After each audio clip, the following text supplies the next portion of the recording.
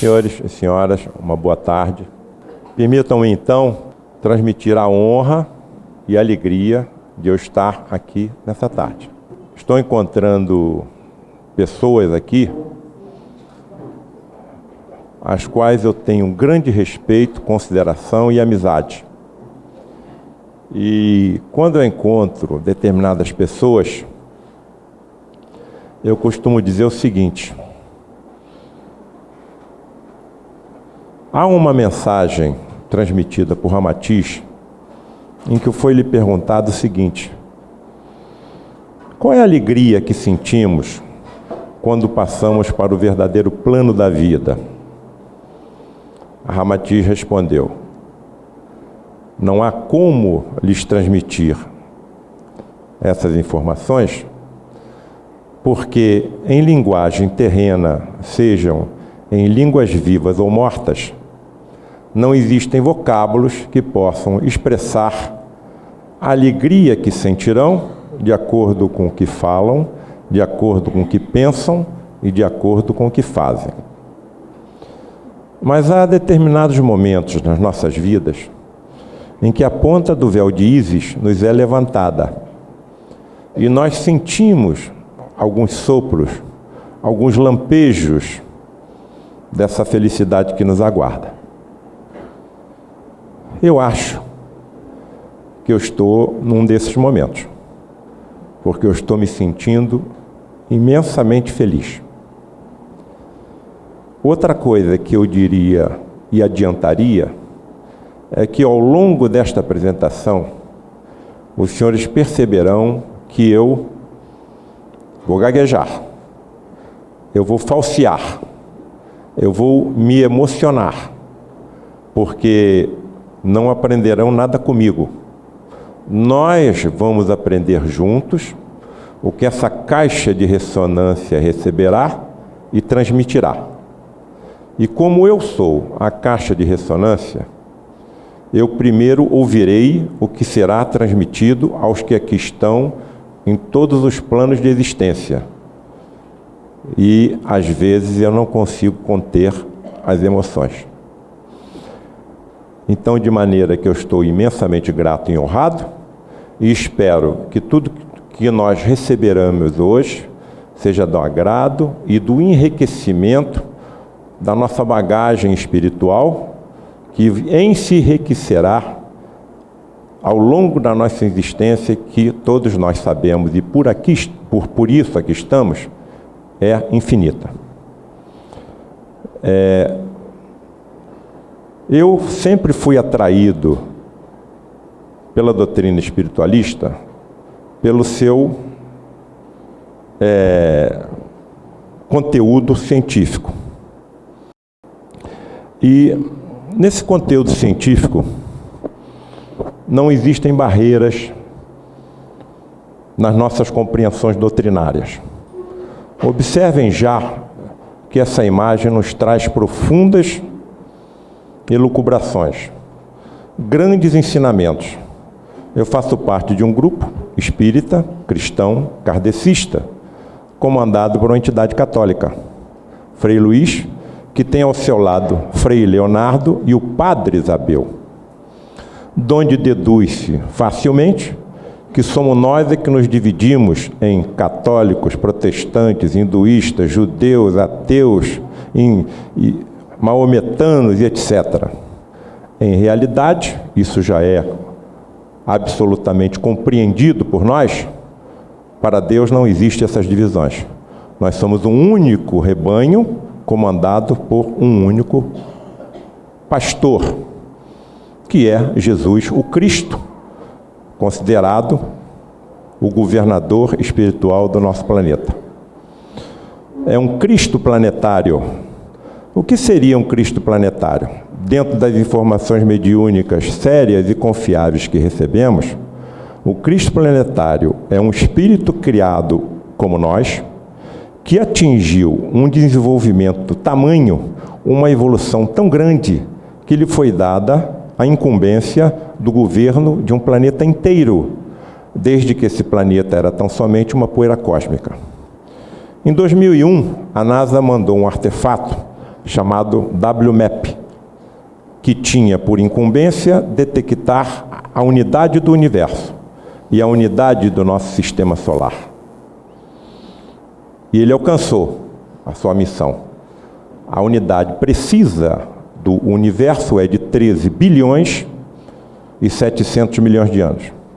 E a idade do nosso planeta solar, incluindo a Terra, é de 4 bilhões e 500 milhões de anos. Muito bem.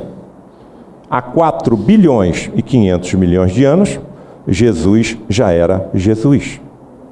Então, por que eu inicio a minha palestra de hoje com essas colocações? Porque não há dia que nós não abramos a mídia e não encontremos alguma má notícia envolvendo o planeta que nós habitamos. As geleiras estão desaparecendo, as espécies estão sendo extintas, o aquecimento global está aumentando. Isso é de preocupar e está realmente acontecendo. Mas nós não podemos esquecer que nós estamos sob um governo de 4 bilhões e 500 milhões de anos. Será que Jesus vai deixar o planeta desaparecer? Nós caiamos no abismo? É claro que não. Nós não temos a solução para os problemas do planeta, mas o nosso Cristo planetário tem. E como é que ele vai resolver esse problema? Da mesma maneira que ele resolveu todos os problemas que assolaram a humanidade no passado. Chegou um momento em que era necessário a libertação de 3/4 do Império Britânico. E ele encaminha um mensageiro, que nem era cristão, chamado Gandhi, e pregando a não violência e a verdade, trajando uma túnica, segurando um bastão e calçando uma sandália, tendo como pertences uma tigela para beber leite e outra para ingerir algum alimento frugal, libertou a Índia e o Paquistão do domínio britânico. E ainda, mesmo sem ser cristão, deixou uma frase milenar: se todos os livros religiosos da história da humanidade se perdessem e só se salvasse o Sermão da Montanha, nada teria sido perdido. Então vamos depositar as nossas preocupações no nosso Cristo planetário, que assim como enviou Gandhi, enviou Fleming, quando chegou o momento da descoberta dos antibióticos, tem trazido soluções para todos os problemas da humanidade, não no momento em que nós queremos, mas nos momentos exatos em que eles devem aqui chegar. E nós já sabemos, pelas informações mediúnicas que estão nos chegando, que o planeta Terra está em vias de subida de degrau. Passará de um planeta de provas e expiações para um planeta de regeneração, ou seja, será uma estalagem na qual nós vamos parar para descansar depois de uma longa e tenebrosa subida, e vamos nos preparar para os desafios que temos na continuidade da nossa existência. Não perdemos nada dentro dos ensinamentos morais e dos ensinamentos científicos que nós adquirimos ao longo das nossas existências. E é através desses conhecimentos que nós vamos cada vez mais profundamente auxiliando Deus no equilíbrio e no governo dos seus universos. Quanto mais soubermos, maior será a nossa liberdade de utilização das energias existentes dentro de nós. Mas para que as utilizemos como Jesus utilizava, nós temos que ter responsabilidade. Muito bem. Observem aqui a figura que todos conhecem de um átomo. Temos aqui presente o professor Mário Petzold, cientista do Complexo Científico do Fundão, que me deu a honra de me colocar numa mesa científica no Fundão, onde seria discutido o fenômeno vida. E eu, numa mesa de cientista no Fundão, falaria sobre a continuidade da vida. Quase não acreditei quando recebi aquele convite. Meu Deus, a ciência está me convidando para falar sobre a continuidade? Então a ciência já está acreditando que a vida continua após o fenômeno natural da morte? Muito bem, e estava presente um físico, ele lembra disso, e eu cito isso sempre nas minhas palestras, que fez a seguinte colocação, que nós pegássemos o núcleo de um átomo e colocássemos no tamanho de uma ervilha e colocássemos essa ervilha no gramado do Maracanã, o primeiro elétron circularia por fora do estádio. O que ele quis nos dizer foi que nós somos constituídos por espaços vazios. Se nós somos constituídos por espaços vazios, ou seja, se nós todos fôssemos comprimidos, eliminando esses espaços vazios, caberíamos na palma de cada mão, da nossa mão. Eu caibo na palma da minha mão, se eu conseguisse eliminar todos esses espaços vazios que compõem os meus átomos e as minhas moléculas. Se nós somos espaços vazios, eu sempre pergunto, onde é que estão os sentimentos? Onde é que está o amor? Onde é que está a saudade? Onde é que está a ternura? Onde é que está o pensamento? Onde é que está a memória? Evidentemente, nos espaços vazios não estão. Também não estão nos nossos neurônios e nem nas nossas secreções, porque elas também estão constituídas por espaços vazios. Então, a ciência está sendo paulatinamente obrigada a acreditar em alguma coisa além da matéria. Por que eu estou vivo e essa mesa não está, se ela é constituída pelos mesmos átomos e moléculas que compõem meu corpo? As leis de equilíbrio no universo necessárias para que exista o fenômeno vida são de estarrecer. E eu, habituado a ler livros científicos, dentro da física, dentro da química, dentro da biologia, eu sinto o estarrecimento dos cientistas diante do equilíbrio que eles vão encontrando em todo o universo. Quem criou esse equilíbrio? Quem criou a vida? Quem criou o universo? E, além disso, eles estão detectando coisas que vêm de encontro às nossas crenças espiritualistas. Eles estão detectando a existência de universos paralelos, coisas difíceis de nós compreendermos, mas, em determinados pontos, essas colocações são feitas pelos próprios cientistas que nos ajudam. Um desses cientistas, Michio Kaku, um dos maiores físicos da atualidade, escritor de vários livros, eu tive o prazer de lê-los todos, fez a seguinte comparação: se eu tivesse um rádio aqui nesse momento, esse rádio tivesse sintonizado com a Rádio Globo, eu só ouviria a Rádio Globo. Mas todas as outras estações de rádio do mundo estão nessa sala. Eu só escuto a Rádio Globo porque o meu rádio está sintonizado na Rádio Globo.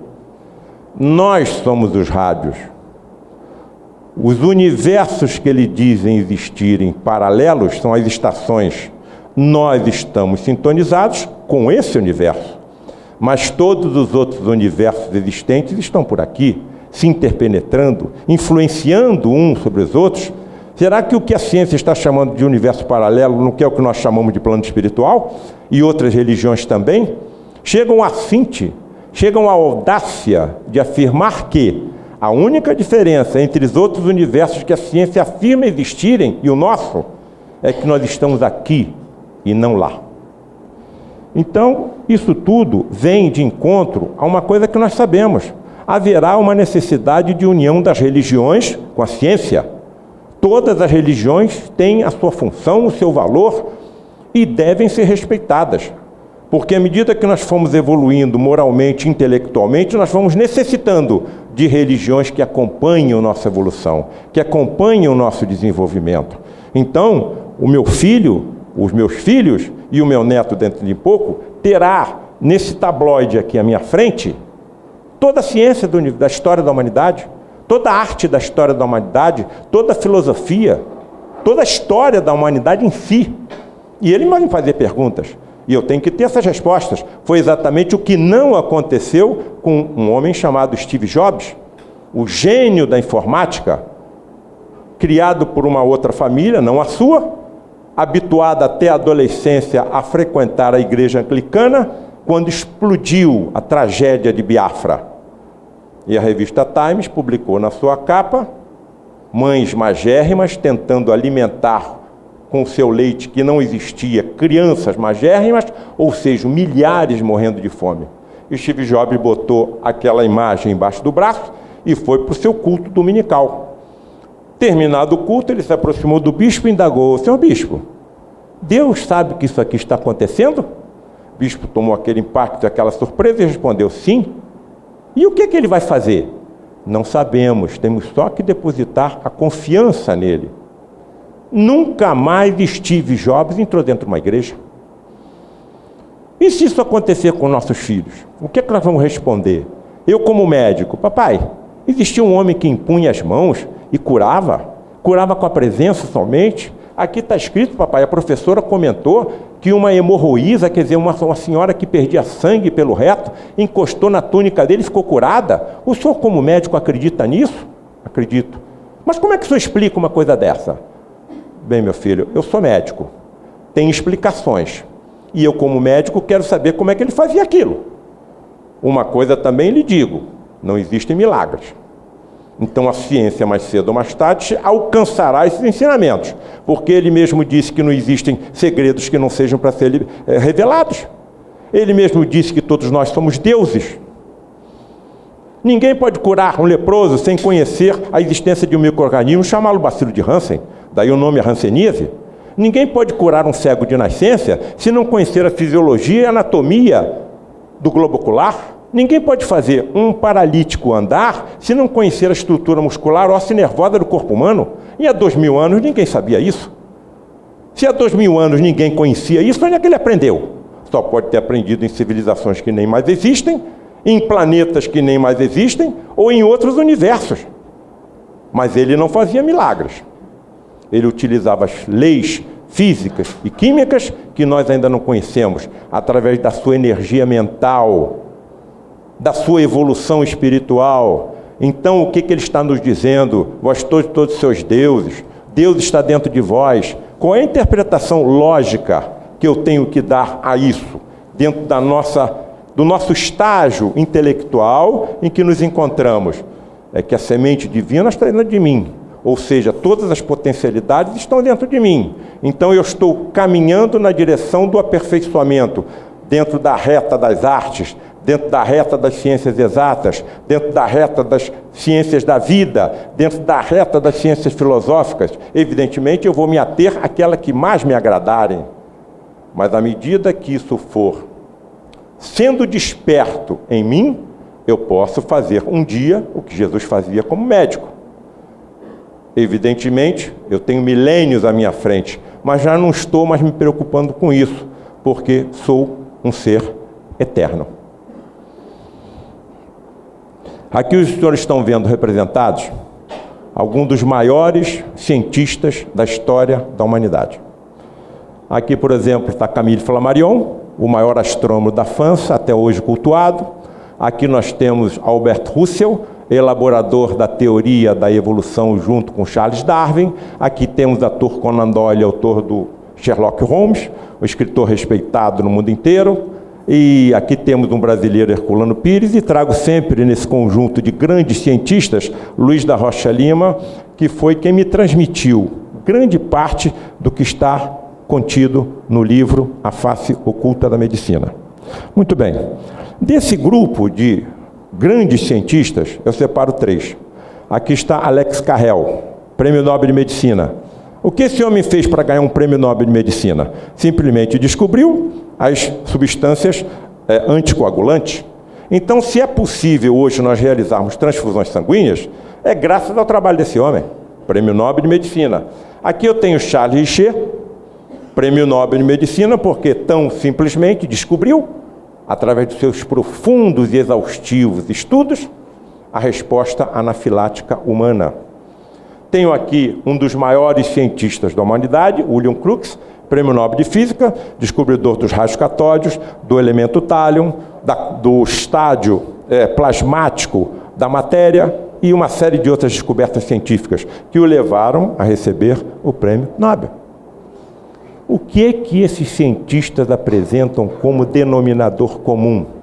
Muito bem, esses homens todos estudaram determinados sensitivos ou médiuns que durante estádios de transe mediúnico entram facilmente nesse transe mediúnico. Em outras palavras, desmaiam com facilidade. E quando estão nesse estágio de transe mediúnico, começam a expelir pelos orifícios naturais do corpo uma substância energética ainda desconhecida da ciência, classificada e batizada por Charles Richer como ectoplasma. E quando estão nesses estádios, os seres incorpóreos, que nós chamamos de espíritos ou almas, que apresentam como única diferença a sua vestimenta. Aqui nós estamos com a nossa vestimenta humana, eles têm outra de vestimenta, mas nada mais são do que seres criados iguais a nós. Utilizando essa energia ectoplasmática, podem, durante alguns momentos, constituírem um corpo físico semelhante ao nosso. São fenômenos extremamente raros. São fenômenos extremamente difíceis de serem conseguidos, porque esses médiums são muito raros. É muito difícil o desenvolvimento de um médium de efeito físico, porque eles sabem que na presença de estranhos, essa energia sensível ao próprio pensamento pode trazer malefícios aos seus corpos físicos. É muito difícil o desenvolvimento de um conjunto de assistência de pessoas compenetradas na responsabilidade que é estar dentro de um recinto onde esses fenômenos ectoplasmáticos ocorram. Então, todas essas dificuldades tornam esses fenômenos extremamente raros. Mas o fato de serem raros não quer dizer que não sejam verdadeiros. E quem mais que se materializam nessas reuniões? Médicos. Porque essas reuniões ocorrem, por exemplo, no grupo do Frei Luiz, para atendimento de pessoas enfermas. É qualquer pessoa enferma? Eu vou levar para lá um paciente meu que esteja com apendicite? É claro que não, eu não sou um fanático. Eu vou levar a uma reunião dessa um paciente que eu saiba que tem dentro da medicina as condições totais para a sua cura? É claro que não. Nós levamos a essas reuniões pacientes que nós sabemos que a medicina esgotou os seus recursos de auxílio. E sempre coloco às pessoas que me procuram a seguinte informação: não existem milagres. Eu tenho certeza absoluta que você receberá um grande benefício, porque além da medicina material e convencional que você está recebendo, você vai receber o auxílio de médicos espirituais. Não através de um médium indiretamente, mas de um espírito materializado, trazendo luminescências intrigantes, Deus sabe de onde, permitindo que essas luminescências surjam nos seus próprios corpos. As reuniões em que ocorrem materializações de espíritos ocorrem na escuridão completa. Se nós estamos na escuridão completa, como é que eu vejo um espírito materializado? Porque ele emite luz própria. Se tivesse um espírito materializado aqui nesse momento, não somente os médiuns videntes, como é o meu pai, o estaria vendo, mas todos estariam vendo. Se ele falasse, nós ouviríamos. Se ele exalasse algum odor, nós sentiríamos. Se ele permitisse que fosse tocado, com muito cuidado nós o tocaríamos, como está descrito no nosso livro. Então, fenômenos que se realizam na escuridão, mas são energias físicas e químicas que exigem a ausência da luz ou dos fótons naturais. Da mesma maneira que nós não podíamos revelar as nossas chapas fotográficas antigas, porque eram reações químicas que exigiam a ausência da luz. Mas as luminescências que saem desses espíritos não afetam seus corpos materializados, donde deduz-se cientificamente que caso eles estejam penetrando no nosso universo, vindo de outro paralelo, as condições físicas dos universos ou planos espirituais aonde eles habitam, aonde eles vivam e para onde nós estamos nos dirigindo, são diferentes das do nosso físico, do nosso mundo, do nosso universo. Então, o que está se desdobrando na minha frente, o que está se desdobrando na nossa frente, é uma ciência muito mais profunda do que aquela que nós conhecemos. Então, eu preciso conhecer, principalmente, esses requisitos, esses recursos que são utilizados por essas entidades médicas em benefício dos enfermos que eu levo a essas reuniões. A maior parte dos pacientes que eu pessoalmente levo, e outros colegas, são cancerosos. Pacientes portadores de doença que eu podia ir até onde fui. Eu não posso levar o meu bisturi além de onde eu já fui. Eu já estou no plano da mesa. Se eu aprofundar mais o meu bisturi, eu vou atingir a mesa de cirurgia, eu vou atravessar o corpo do paciente. Então há um limite para o cirurgião, há um limite para o oncologista clínico, há um limite para o radioterapeuta, para o imunologista. Mas para eles, não.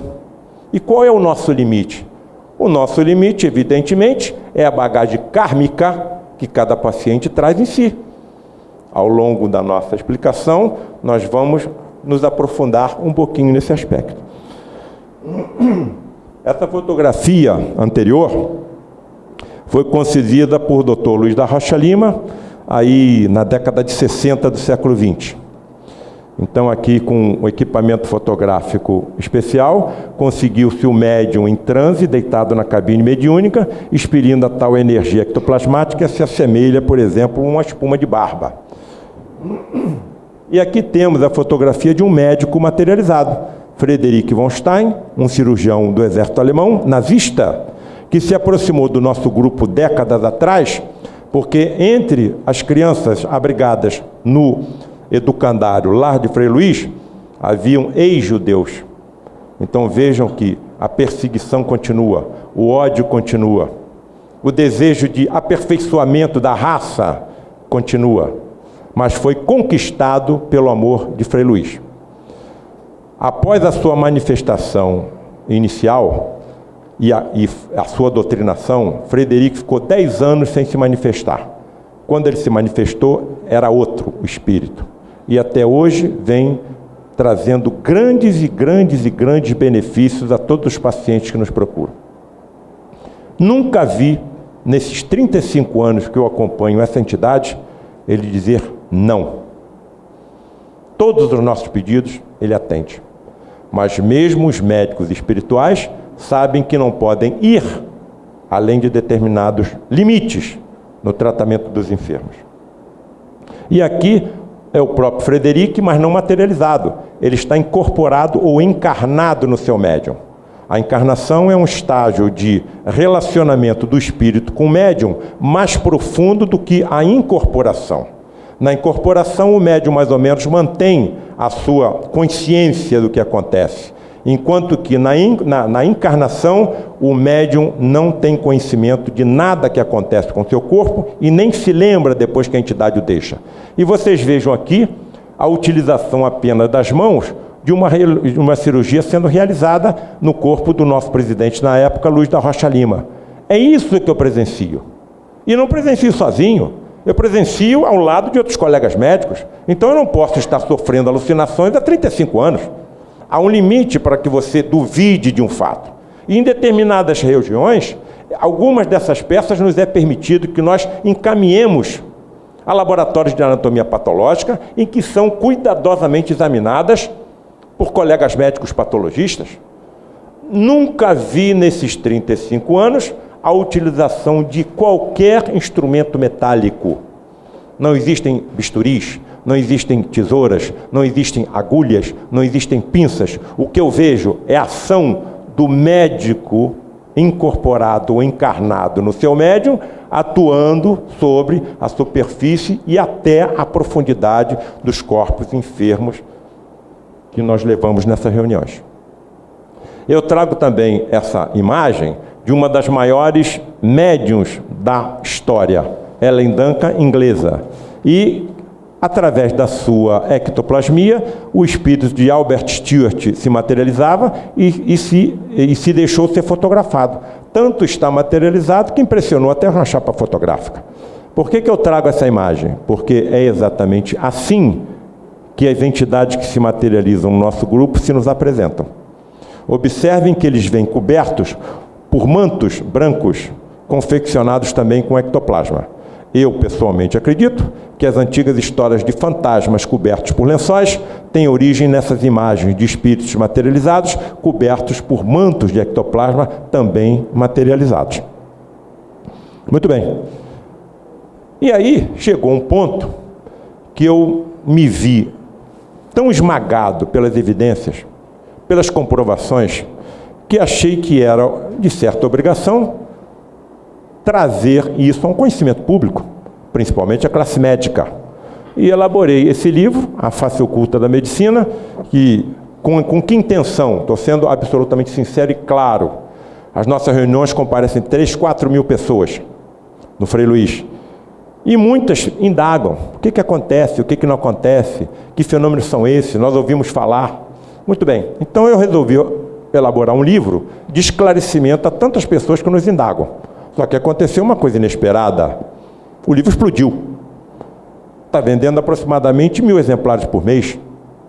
Nós já ultrapassamos a casa dos 6.000 livros vendidos. Estamos recebendo pedidos de autorização para transcrição por inglês, porque estão chegando pedidos de fora do país. A editora está nos pedindo autorização para que coloquemos o livro em edições eletrônicas. E até produtores do filme Nosso Lar estão pedindo autorização para a utilização do livro como fonte de informação científica para outras produções que vêm por aí, onde fica mais ou menos delineado que realmente os tempos estão chegando. A ciência está se aproximando das religiões, e as religiões estão precisando das ciências para explicar os fenômenos que aconteceu com Frei Luís, o que acontece no Frei Luís, o que aconteceu com Jesus. Numa dessas reuniões, Frederic se aproximou de mim e eu estava fazendo uma comparação dos efeitos ectoplasmáticos com os fenômenos que aconteciam com Jesus, como, por exemplo, a sua ressurreição no terceiro dia, que, ao meu ver, não houve a ressurreição, porque ele nunca morreu.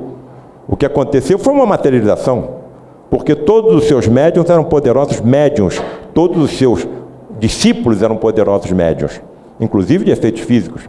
E sem eu ter comentado nada com ninguém enquanto estava escrevendo a página referente a esses fenômenos, Frederic, materializado, se aproximou de mim e falou: Paulo César, a energia que Jesus usava era diferente da minha. A dele vinha direto do Pai Celestial. Eu não costumo conversar com a entidade. Eu não me dirijo à entidade materializada, porque eu sei que ela está principalmente atenta ao tratamento do paciente. Então eu não quero interromper o tratamento que está sendo feito dos enfermos. Mas, vez ou outra, ao longo de 35 anos, esses diálogos foram possíveis.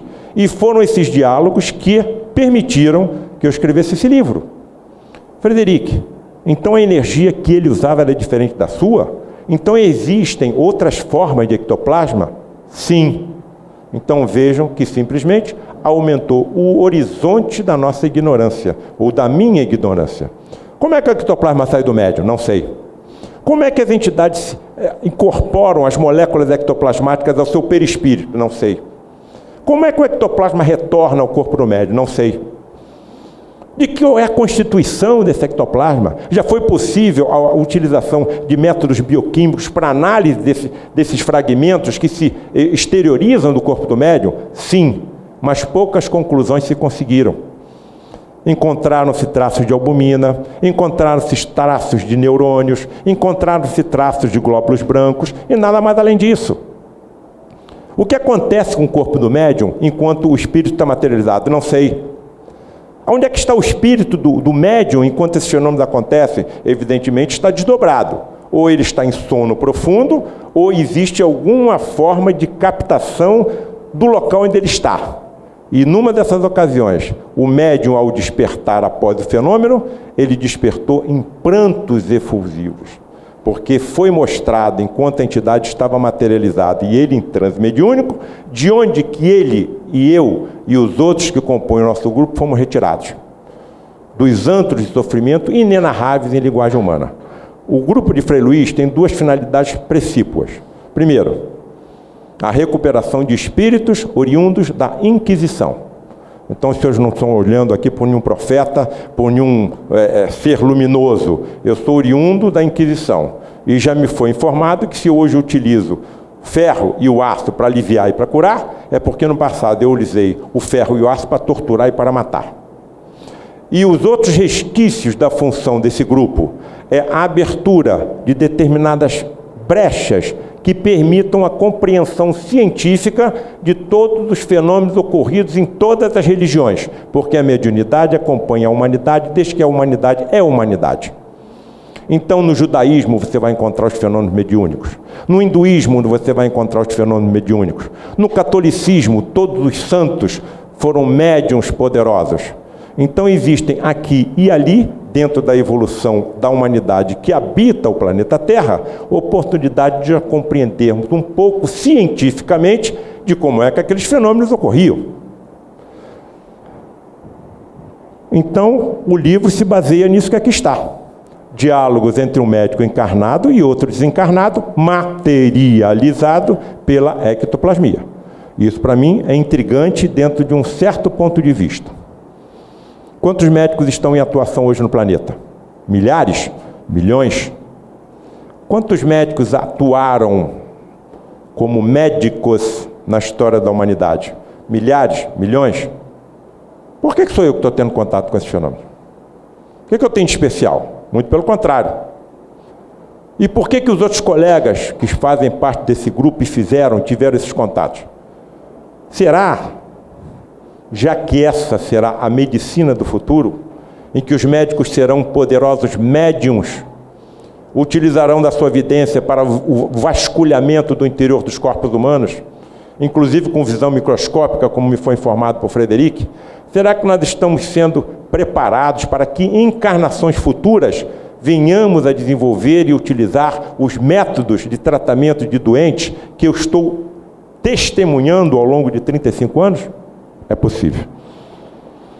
E dentro dessas oportunidades raras, em que Frederic se aproxima de mim e eu consigo indagar e pedir algum esclarecimento, eu consegui perguntar a ele: Frederic, quando esses pacientes estão sendo operados, com as mãos do médium, nós fazemos um ritual de esterilização de uma sala de cirurgia e do corpo do paciente que eu vou operar. Eu não vejo vocês fazerem nada. Então, como é que é feita a esterilização da superfície corporal durante as cirurgias hiperfísicas que você realiza? Ele me respondeu: através do ozônio. O ozônio é uma molécula composta pelo oxigênio. O oxigênio que nós estamos respirando tem 2 moléculas, ou 2 átomos de oxigênio. O ozônio tem 3. E o ozônio é intensamente utilizada como método de esterilização de sala de cirurgia. 98% dos micro-organismos conhecidos são sensíveis ao ozônio. O que o Frederic está querendo me dizer? Que eles utilizam o ozônio da atmosfera onde nós estamos atuando e utilizam para eliminar os micro-organismos que estejam pelo ambiente e assim evitar que as tais contaminações e infecções surjam? Onde é que está o limite da ciência? Eu estou falando em ciência ou estou falando em religião? Eu lhes confesso que eu já perdi os limites entre uma e outra. Frederic, por que esses pacientes que são submetidos a essas intervenções não acusam durante o procedimento dor? No deserto do Saara existem plantas com frutos muito apreciados por camelos e dromedários. Mas tem um problema: esses frutos são espinhosos, estão lá nos oásis daquele deserto. E os animais mastigam aqueles frutos, inclusive com sangramento das gengivas, enquanto estão apanhando do condutor, sem demonstrarem qualquer dor. Os biólogos intrigados resolveram buscar nessas frutas a existência de alguma substância anestésica. Nada encontraram. Então vamos examinar o plasma e o sangue desses animais quando eles estiverem se alimentando. E encontraram as chamadas endorfinas e encefalinas, ou seja, substâncias anestésicas produzidas pelos neurônios dos animais. Essas substâncias classificadas como endorfinas e encefalinas também existem no nosso sistema nervoso central. O que o Frederic está querendo me dizer? Que quando ele está submetendo aqueles pacientes àquelas cirurgias, com penetração dos seus dedos na profundidade do corpo dos enfermos, eles não sentem dor, porque as equipes de anestesistas que os estão acompanhando sabem como estimular o sistema nervoso dos pacientes a elaborar e secretar altas quantidades de endorfinas e encefalinas.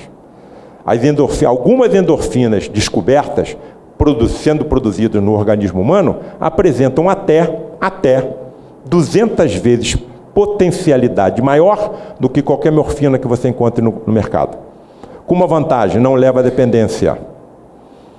Então, quer dizer, eu continuo tendo informações científicas que não poderiam estar sendo dadas por um mecânico de automóveis, porque o médium é um mecânico de automóveis. E o linguajar com que Frederic se dirige a mim são linguajares científicos, técnicos. E essas comunicações às vezes atingem o absurdo, como por exemplo os fenômenos da xenoglossia, ou seja, o médium ou a entidade materializada falam línguas desconhecidas do médium, desconhecidas de qualquer dos presentes a uma reunião dessa, como o inglês, como o alemão, como o francês, e é descrito nas literaturas mediúnicas até o falar de línguas mortas, como o latim e o aramaico antigo. E numa dessas reuniões, estando no leito uma senhora, minha paciente, em que eu tinha operado de um câncer de mama, e que eu sabia que ela apresentava metástases ósseas disseminadas, ou seja, diante da medicina convencional, um caso curável, eu vejo a entidade materializada Frederic conversando com uma outra entidade não materializada que se comunicava com ele através do fenômeno da voz direta. O fenômeno está descrito também no livro. Em inglês fluente, eu não conseguia acompanhar, mas uma palavra eu conseguia perceber. Várias vezes as entidades trocavam entre si a palavra wonderful, wonderful, wonderful. Mas o que tem de tão maravilhoso nessa paciente? Ela está com câncer de mama, com metástase para todo lado. O que existe de tão maravilhoso que eles estão elogiando? Na primeira oportunidade eu perguntei, Frederic, aquela paciente assim, por que vocês elogiaram tanto? Nós estávamos elogiando a forma como ela estava encarando, aceitando a sua doença. Ela não estava revoltada contra Deus, ela estava tranquila, conformada. Tudo que era possível dentro da medicina terrena, ela estava se submetendo. Se não fosse possível, ela sabia que o que estava ficando enfermo era o corpo físico, não era o espírito. E quando acontecesse o momento da separação dos dois, ela continuaria numa situação melhor do que quando aqui chegou. Então nós estamos elogiando como ela estava aproveitando a atual encarnação, como ela estava sendo beneficiada com a forma como ela estava aceitando a sua doença. Ela não estava blasfemando, ela não estava reclamando, ela não estava acusando a Deus pelo que ela estava passando. E nós podemos transmitir esse comportamento dessa enferma a tudo que acontece nas nossas vidas. O acaso não existe.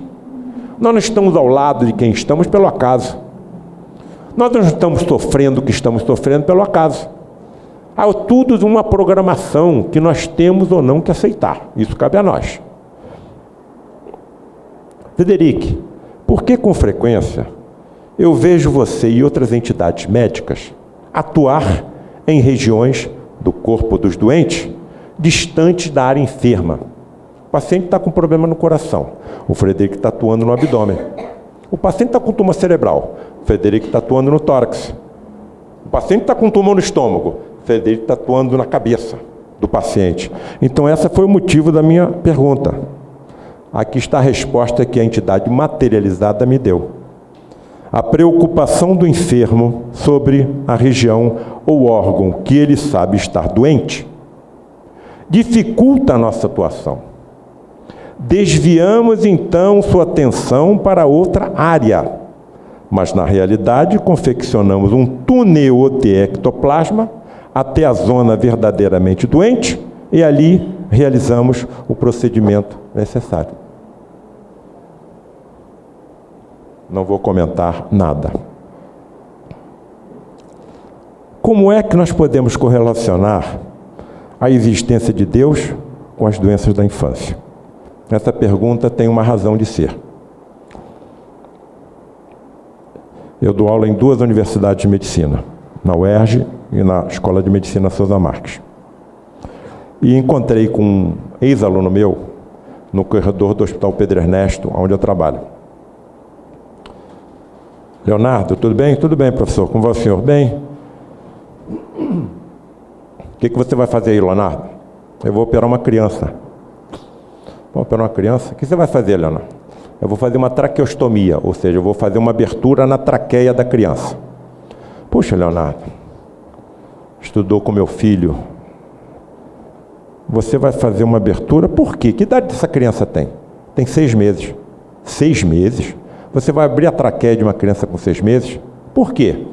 Vamos até ali a sala de cirurgia que eu lhe mostro, professor. Aí entrei na sala de cirurgia, encontro uma criança de 6 meses já anestesiada, com uma intubação nasal, apresentando uma tumoração no pescoço do tamanho da cabeça da criança.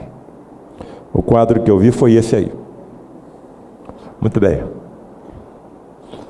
Leonardo, essa tumoração nasceu com a criança. Olha ali, professor. Então havia uma tela iluminada, que é o negatoscópio, e no negatoscópio estava a tomografia e a ressonância da mãe grávida, e nas imagens já se percebia o tumor no feto. Ou seja, a criança desenvolveu um tumor maligno, era um sarcoma, existem médicos presentes que sabem o que eu estou falando, e já desencarnou com essa doença. A traqueostomia foi só um tratamento paliativo, porque o tumor estava comprimindo a traqueia e a criança não estava conseguindo respirar. Se nós não acreditamos em Deus, o problema está resolvido. Isso aí foi um acaso, o universo é obra do acaso, não se sabe o que explodiu, como explodiu, por que explodiu, mas a ciência acha que um acaso aconteceu. A vida é obra do acaso. As condições necessárias à existência da vida, a união das moléculas necessárias à confecção, por exemplo, de um ADN ou ARN, são incríveis, são impossíveis de acontecer. Não existe possibilidade do acaso. O acaso não existe. Mas se eu não acredito em Deus, o problema está resolvido. Se eu acredito em Deus, eu estou com um problemaço para ser resolvido. Onde é que estava Deus? Estava dormindo? Estava descansando? Estava distraindo? Estava passeando? Isso não é a prova para o pai e para a mãe, porque a mãe não está sentindo nada. Eu já vi casos acontecerem que simplesmente o marido abandona a família. Ele não quer mais saber. Aquilo não é mais problema dele. É muito fácil resolver isso. Então, se eu acredito em Deus, eu estou com um problema. Não existe nenhuma corrente religiosa, científica ou filosófica que pode explicar a existência de Deus com esses quadros. Que não seja o kardecismo cristão. Que não seja a crença de outras vidas além da que nós estamos vivendo. Que nós não estamos aqui a primeira vez, nem será a última. Nós estamos em evolução. Aqui está a resposta de Frederic. Entenda os tumores como removedores de impureza do espírito e tudo se esclarecerá. Então, muito bem, o câncer é um removedor de impureza do espírito?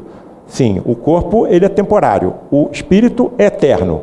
Cada coisa que eu falo, cada coisa que eu faço, cada coisa que eu penso, marca meu perispírito. E ali fica uma lesãozinha que poderá influenciar os meus corpos futuros. É isso que ele está querendo me dizer? Muito bem. Então, se os tumores funcionam como removedores de impurezas do espírito, eu não vou operar mais ninguém. Essa pergunta me foi feita por um professor séptico, descrente. Me perguntou qual era a minha explicação para o câncer, e eu respondi isso. Mas então não vamos tirar o tumor de mais ninguém. Qualquer câncer de mama que nós tivermos, deixa evoluir. Qualquer câncer de estômago, deixa evoluir. Está limpando o espírito. O espírito é que é o eterno. Professor Alberto Lima de Moraes Coutinho, um dos pais da cancerologia nacional e o pai da mastologia, uma das minhas especialidades da mastologia, no Brasil. Professor Coutinho, o senhor sabe até onde deve ir o sofrimento de alguém? Não, nem eu. Então vamos continuar fazendo tudo que estiver ao nosso alcance para aliviar, para curar e para aliviar. E para consolar. Porque Deus age nas suas criaturas, através das criaturas. Então, como eu não sei até onde deve ir o sofrimento de ninguém, vou continuar fazendo tudo que eu puder para aliviar, para curar e para consolar. Então, hoje, quando acontece uma recidiva, eu tenho duas interpretações. Eu tenho uma interpretação científica médica e tenho uma interpretação espiritualista. Eu operei um tumor com toda a margem de segurança. Não tem nenhum sinal dentro do rastreamento que eu fiz no corpo físico do paciente de alguma doença ou de alguma metástase fora do local primitivo. Muito bem. Vamos aguardar. Passa um mês, passa um ano, aparece uma metástase. Qual é a interpretação científica médica que eu tenho para isso? Bom, essas metástases já estavam presentes quando eu operei o paciente, mas não existe nenhum método de tecnologia médica capaz de me informar aonde eles estavam. É isso que a medicina aceita hoje. São tão microscópicas, são tão pequenas que nós não detectamos. Mas agora eu tenho uma outra interpretação espiritualista.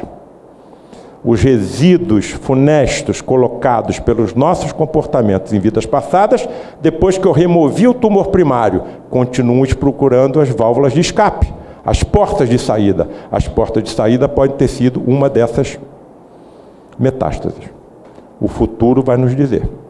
Frederic, é possível a manipulação através de fluidos espirituais, de células-tronco de pacientes ou de assistentes presentes à reunião e dotá-las de propriedades imunológicas antitumorais? Isso, então, foi de estarrecer. Não somente podemos dotar as células-tronco adultas do paciente e assistentes com propriedades imunológicas, como também torná-las capazes de bloquear a formação de novos vasos sanguíneos tumorais. E ainda me estarrece com a seguinte informação: demonstraremos isso com seu filho Tiago, médium também de efeitos físicos. Meu filho Tiago apresentou alguns sinais sugestivos de que ele tinha mediunidade de efeito físico. Movimento de objetos, ruídos, abertura de torneiras sem que ninguém delas se aproximasse. Muito bem. Hoje ele mora nos Estados Unidos e vamos aguardar, porque o futuro a Deus pertence, que caso ele realmente seja médium de efeito físico, venha a ter algum desenvolvimento no futuro. A Deus pertence. Muito bem. As informações que ele está me dando absolutamente coincidem com as informações que nós temos dentro da ciência médica. Nenhum tumor cresce sem sangue. Nenhum tumor cresce sem nutrientes. Nenhum tumor cresce sem oxigênio. Então, o que acontece? Num determinado momento da vida desse tumor, ele lança substâncias químicas na direção dos vasos sanguíneos mais próximos, e os vasos sanguíneos mais próximos entram em violenta e rápida velocidade de proliferação e alcançam o tumor, nutrindo-o diretamente com oxigênio, com nutrientes e com sangue, com tudo que o tumor necessita. E o que acontece? O crescimento do tumor explode e começam a ocorrer as estradas e vias através das quais as metástases começam a acontecer. Frederic está dizendo que eles sabem como remover células-tronco adultas, dotá-las de propriedades biológicas, bioquímicas e físicas para impedir que isso aconteça, e ainda de possibilidades imunológicas de atacar diretamente as células neoplásicas daqueles pacientes. É isso que ele está me dizendo? Muito bem. Numa dessas reuniões, em que ocorria o desenvolvimento do meu filho, ele, olha, na próxima reunião que nós vamos atuar no desenvolvimento mediúnico do seu filho, você traga um frasco com material ou líquido conservante, que nós vamos remover células-tronco do seu filho, para você ver que isso é possível. Fui eu lá com um frasco, uma reunião sexta-feira à noite, presente uns 7 ou 8 componentes, o médium na cabine e o meu filho na outra. De repente, o médium saiu da cabine, com o Frederic nele incorporado, pegou o frasco da minha mão, penetrou na cabine onde o Tiago estava, e passou alguns minutos ali. Quando ele saiu da cabine, o frasco estava repleto de coágulos sanguíneos. Aí ele me entregou o frasco e falou: aqui está o que você está querendo. Frederic, posso mandar examinar isso? Sim. Peguei o frasco com o líquido conservante, com os coágulos tirados, entre aspas, do meu filho, e mandei para uma amiga minha, patologista da Fundação Manguinhos, Oswaldo Cruz. Qual não foi a minha surpresa, quando passados alguns dias ela me telefona e falou assim: Paulo César, aquela amostra de sangue que você me entregou, nós encontramos grande quantidade de linfócitos. Linfócitos são os glóbulos brancos mais encontrados em qualquer amostra de sangue. Mas tínhamos aqui um cientista francês, que é brasileiro, passou na França e chegou, e que examinou o material conosco. E ele nos chamou a atenção de que algumas daquelas células sanguíneas, daqueles linfócitos, apresentavam um desenvolvimento do seu citoplasma maior do que o normal. E ele acha que algumas daquelas células com esse citoplasma maior do que o normal podem ser células tronco adultas. Que medicina absurda é essa? Eles estão me dizendo que sabem como tirar células tronco nossa, torná-las imunologicamente capazes de bloquear vasos sanguíneos, de atacar imunologicamente um tumor? Estão me dizendo que isso é possível e estão deixando lampejos de que essa possibilidade é real? O futuro a Deus pertence, mas há um determinado ponto para você continuar negando alguma coisa. Tiago, você sentiu alguma coisa quando você estava na cabine? Olha, pai, eu senti uma tremenda agulhada aqui no meu lado esquerdo e outra na minha coluna. No lado esquerdo, qualquer médico sabe que está situado um dos mais importantes órgãos imunológicos do corpo humano, que é o baço. Será que foi dali que eles removeram as tais células e que foram programadas ou podem ser programadas para atuação sobre tumores? Aqui está o resultado de um tumor ocupando 2% do peso do animal. Quer dizer, eu peso 90 quilos. Um tumor de 2% em mim é um tumor de 1,8 kg. Impossível alguém viver com um tumor desse tamanho. Ele é incompatível com a vida. Eu não posso ter um tumor de 1,8 kg no cérebro, no pulmão, no fígado, no osso. Não dá. E aqui está o resultado do tratamento desses tumores com os bloqueadores da vascularização, chamados bloqueadores angiogênicos. Então, as informações que ele está me dando estão absolutamente coincidentes com as informações que nós temos hoje. Muitos dos esquemas quimioterápicos utilizados pelo oncologista clínico, hoje na atualidade, utilizam também substâncias bloqueadoras da angiogênese. Frederico, como é que você e outras entidades podem visualizar o interior dos corpos dos doentes, trazidos pelo tratamento? Como é que você vê? Você está despejando luz no corpo todo, como é que você vê o que está dentro do corpo do doente? Eu vejo o interior dos corpos como se pele eles não possuíssem. Eu não sei se está bem claro o que é que está acontecendo. Tenta imaginar a cena. Eu estou aqui encarnado, sou médico. Tem um médico desencarnado, materializado, conversando comigo. Eu estou na acepção da palavra, ao lado de um fantasma. Você pode, a quem nem os lençóis faltam, como vocês viram na fotografia da Ellen Duncan. Então, você pode imaginar uma cena dessa num filme com tecnologia de ponta, numa novela televisiva, num livro de romance. Mas ali era real. Essas coisas estão acontecendo comigo na realidade. Eu não estou sofrendo nenhuma alucinação. Eu não estou sonhando. Muito bem. Ao que tudo indica, de acordo com as obras mediúnicas, André Luiz diz isso nos livros dele. Os espíritos, de acordo com a sua evolução, possuem visão de raio-x. Então ele consegue ver o interior dos corpos. Já pensou se um médico conseguisse fazer isso? Nós conseguimos. Mas a que custo de tecnologia? A que custo financeiro? A que dificuldades para nós alcançarmos os instrumentos que nos permitem visualizar de forma indireta o interior dos corpos humanos? Eles estão vendo diretamente? Frederico, mas como você distingue uma célula sadia de uma enferma? Eu as distingo porque suas vibrações são diferentes uma das outras. Meu Deus, uma célula cancerosa vibra diferente de uma célula normal? Como é que a gente pode entender isso? Ao que tudo indica, de acordo com as obras mediúnicas, os espíritos, conforme sua evolução, possuem visão microscópica. Ou seja, além de ele ver o interior dos corpos, ele tem também visão microscópica. Mas o que ele está querendo me dizer quando ele diz que elas têm vibrações diferentes? Talvez seja isso. Aqui está um exemplo de tecnologia médica chamada PET scan, uma tomografia por emissão de pósitrons. O que é um pósitron? É um elétron com carga positiva. Ou seja, a ciência médica está usando a antimatéria, talvez presente nos universos paralelos, para vistoriar, para perscrutar o interior dos corpos humanos. Muito bem. Cada ponto luminoso desse que aqui está é um tumor oculto. Nenhum outro método os detecta.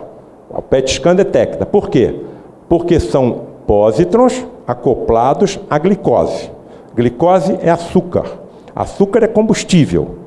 E nós sabemos, como os médicos, que a célula neoplásica tem uma atividade maior do que uma célula normal. Então ela consome mais combustível do que o normal. E quando ela consome mais combustível, ela aumenta a sua temperatura. Com o aumento do calor, há uma vibração cinética maior. Será que é isso que o Frederico está querendo me dizer? É essa vibração diferente uma célula cancerosa e outra que ele está querendo me dizer que ele vê? Que ele vê com o seu equipamento ocular? Frederico, eu sempre termino as minhas palestras quando dou sobre câncer com essa imagem que aqui está. Essa imagem para mim hoje já não está atual, porque eu digo para ele o seguinte, para os meus alunos: olha, vocês querem entender câncer? Vocês só vão entender 10%, que é o que está fora da água de um iceberg. 90% está oculto embaixo da água. É uma forma de eu tentar transmitir o que a ciência médica conhece sobre câncer hoje. Mas a minha ignorância talvez seja muito maior, porque existem as implicações kármicas. O que aconteceu nas vidas passadas daquele canceroso? Não sei. Talvez eu possa ter um vislumbramento de desconfiança, mas eu tenho muita coisa ainda a percorrer, muito a estudar e entender. Frederico, até onde vai sua visão microscópica? Você é capaz de ver as organelas celulares? Organelas celulares são estruturas existentes dentro da célula que você só consegue ver através de microscopia eletrônica. Equipamentos altamente dispendiosos, caros, de alta tecnologia. Ele está dizendo o quê? Você é capaz de alcançar, ele vê as organelas. E eu continuo no meu questionamento, até onde ele consegue, eu conseguir. Eu não posso esquecer que tem lá 5, 6, 20 doentes aguardando o Frederico materializado atuar. Mas às vezes eu perco o controle da minha curiosidade científica. E isso já me causou alguns problemas no passado durante as reuniões. Advertências sérias em relação a essa curiosidade incontrolável de um médico, diante do que ele está vendo acontecer diante de si. Você é capaz de alcançar com a sua visão o átomo e as partículas subatômicas, que só são vistas hoje nos grandes aceleradores, como lá na fronteira da França com a Suíça? Você consegue ver, inclusive, o átomo? Resposta do Frederico: não. Eu ainda não posso. Mas espíritos mais evoluídos que eu podem. Até humildade ele demonstra. E para terminar, numa das nossas reuniões, entrou uma jovem empurrada em uma cadeira de rodas pela sua mãe. A jovem tinha 33 anos, ou tem. O quadro era um quadro muito triste, porque era uma jovem com nanismo, estatura pequena, 33 anos. Ela não estava sentada na cadeira de rodas, ela estava esticada na cadeira de rodas. O seu dorso era apoiado pelo encostamento da cadeira e o cóccix pelo assentamento da cadeira. Então era como se estava uma tábua curva sobre a cadeira. É isso que eu lhe disse, professor, que eu ia apresentar no final. E uma traqueostomia, o olho direito desviado, o olho esquerdo desviado para a esquerda, o olho direito desviado para a esquerda, edema, toda inchada, deformações múltiplas nas mãos, nos pés, nos membros. E o Frederico, incorporado no médium, era uma reunião pública, ele se aproximou de mim e falou assim: Paulo César, veja o que nós fazíamos na Inquisição. Aí eu não entendi. Frederico, o que é que nós fazíamos? Essa jovem foi uma das nossas colaboradoras nos instrumentos de tortura inquisitoriais. Bom, eu me aproximei da mãe da menina e perguntei a ela: minha senhora, o que a sua filha tem? Ela falou: olha, ela tem uma doença muito rara, genética, incurável, chamada síndrome de Larsen. Eu anotei síndrome de Larsen e quando cheguei em casa fui estudar, fui pesquisar o que era isso. Se eu estivesse diante de um auditório de alunos de medicina e fosse discutir alguma doença com eles, como é que eu faria? Eu não estou fazendo uma palestra espiritualista, eu estou diante de uma turma de estudantes de medicina. Eu ia começar falando sobre a generalidade dessa doença. Então eu ia dizer que era uma doença genética, incurável, descrita na década de 50 por Joseph Larsen, que era um cirurgião ortopedista, que ela comete 1 em cada 100 mil indivíduos, e o que acontece é uma alteração, ou seja, uma mutação em um gene chamado FNLB, que é localizado no cromossoma 3. Todo gene gera uma ou mais tipos de proteínas. Tudo que nós temos no corpo é proteína. O cabelo, a pele, o osso, o sangue, tudo é proteína. Nós somos constituídos aproximadamente por 30 a 35 mil tipos diferentes de proteína. Cada proteína tem o seu gene. Essa proteína chama-se filamina B, e como o gene está defeituoso, o que vai acontecer? Ela também vai estar anormal, ela é mutante. E ela é importante em quê? Na formação do esqueleto embrionário e no citoesqueleto. Esquece o citoesqueleto. Mas ela é importante na formação do esqueleto do embrião. E o que ela acontece? Estou diante de uma plateia de alunos de medicina. Muito bem, luxações espontâneas congênitas. O que acontece com o embrião? Como a proteína é defeituosa, as articulações se formam errado. Então as juntas se soltam. Ela tem um deslocamento do ombro, do cotovelo, do joelho, da bacia, da coluna, espontaneamente na vida intra-embrionária. Os problemas já começam na barriga da mãe, no ventre materno. Flacidez muscular, deformação das mãos e dos pés. Ela tem a cabeça aumentada, é a braquicefalia, há um defeito de curvatura na coluna vertebral, etc, etc, etc. Muito bem. O que o Frederico falou para mim? Olha o que nós fazíamos na Inquisição.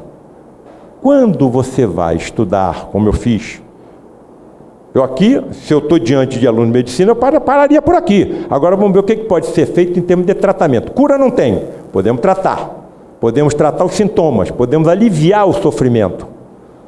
Mas como eu estou diante de uma plateia espiritualista, eu posso caminhar em outra direção. O que o Frederico me falou? Que a causa daquele sofrimento estava na Inquisição e que ela manuseava instrumentos de tortura. Quando você vai nos instrumentos de tortura, você encontra a causa para tudo isso que eu estou mostrando. Olha a desarticulação que acontece no embrião. O cotovelo soltou. Olha as deformações existentes nas estruturas ósseas da mão. Olha o que acontece quando a criança nasce. Essas deformações incríveis que chegam a esse estágio. Quando você vai estudar os instrumentos utilizados pelos inquisidores, como por exemplo esse, em que as mãos eram amarradas nas costas e a vítima suspensa, já imaginaram a dor que não sentiria essa vítima quando essa articulação do ombro fosse deslocada de forma errada? Ou então algum desses instrumentos, como a roda, em que a vítima era colocada numa roda de madeira e era esticada com os braços sendo puxados para um lado e as pernas para o outro? Ou seja, acontecia exatamente o quê? Deformidades exatamente iguais às causadas e encontradas na síndrome de Larsen. Muito bem. Qual é a nossa conclusão lógica e óbvia para todos que estão aqui? Tudo aquilo que fazemos, tudo aquilo que pensamos, de alguma forma fica gravado no nosso perispírito, chamado perispírito por Kardec. A ciência agora está começando a detectá-lo e o principal pesquisador do perispírito está aqui, cientista chamado Sheldrake, em que está dando um outro nome para o perispírito. Ele está chamando de campos morfogenéticos. Muito bem, essas alterações ficarão gravadas no meu perispírito. Quando eu ocupar um corpo futuro, ele influenciará quem? A molécula de ADN. Fragmentos da molécula de ADN são os nossos genes. E eles gerarão proteínas anormais. Então, tudo que acontece conosco foi semeado por nós. A semeadura é livre, a colheita obrigatória. Segundo os ensinamentos que estão no kardecismo, que estão em Allan Kardec, qual deve ser a nossa conduta? É fácil falar, mas talvez seja muito fácil cumprir. O que eu vou fazer, o que eu vou falar e talvez o que eu vá pensar pode colocar em risco a felicidade de alguém? Não é causar infelicidade, não. O que eu faço, o que eu falo, o que eu penso, pode colocar em risco a felicidade de alguém? Então deixa eu mudar de caminho. E se aquilo que eu estou colocando em risco acontecer, ou seja, a infelicidade se instalar, isso vai ficar gravado no meu perispírito. E vai ser de acordo com o mal que eu causar. Isso fatalmente só poderá ser corrigido através de encarnações futuras, em que o nosso corpo físico atuará como um corretor do espírito. Essa é a imagem que eu procuro sempre mentalizar quando eu vou entrar numa cirurgia. Se houver algum médico aqui, aí tem, que alguns eu conheço, vão entender o que eu vou dizer. Só um cirurgião sabe o que passa um cirurgião. Quando corre tudo bem, ótimo. Quando não corre, vocês não imaginam o pesadelo que é. Uma fístula intestinal, uma fístula biliar, uma abertura da sutura que você fez. Então, quer dizer, cada cirurgia dessa você fica 10 dias rezando para que não aconteça nada. E às vezes acontece no 11º e no 12º. Então, eu acho que eu procuraria outra especialidade hoje. Mas me parece que eu tinha que passar e tenho que passar ainda por essas provações. E aqui o anúncio, né, de um próximo livro que está já pronto e já foi autorizado por Frei Luiz a sua publicação. Esse livro se baseia, A Face Oculta na Medicina, em contatos com espíritos de luz, com espíritos elevados. Mas não foram só espíritos elevados e de luz que se materializaram nas nossas reuniões.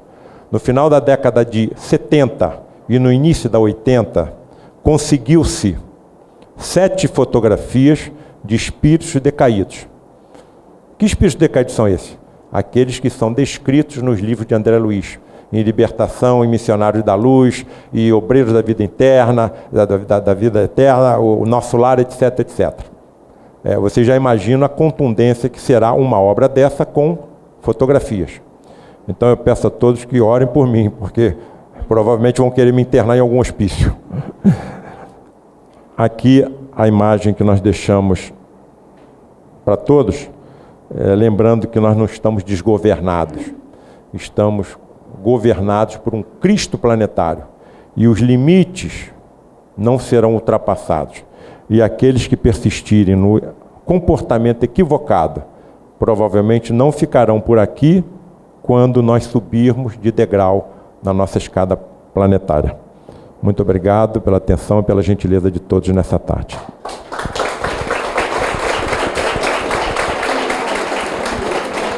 Nós vamos passar a palavra para ele dar uma orientação do que deseja, do que deve ser. E, naturalmente, os companheiros podem usar, segundo o frutuoso permitir, as perguntas. Então, vocês fiquem cientes do que pode ser, como é que vai ser. Uma coisa simples, nós estamos em família, satisfeitos com o que tem acontecido, e vamos passar logo a palavra para ele. Mas, inicialmente, ele vai ter que falar umas coisas que o seu pai captou aqui, do meu lado, em processos mediúnicos. Ele vai nos dizer alguma coisa. Bem, o meu pai, ele é um médium de berço, né? E a principal sensibilidade mediúnica dele é pela vidência. Então eu vou pedir para ele ler, parece que são poucas linhas, o que durante o nosso encontro dessa tarde, ele conseguiu captar pela via mediúnica. Uma coisa eu tenho absoluta certeza: o ambiente em que nós conseguimos aqui nessa tarde tão elevado, tão puro, que muito provavelmente não, com certeza, absoluta certeza, estiveram entidades médicas por aqui.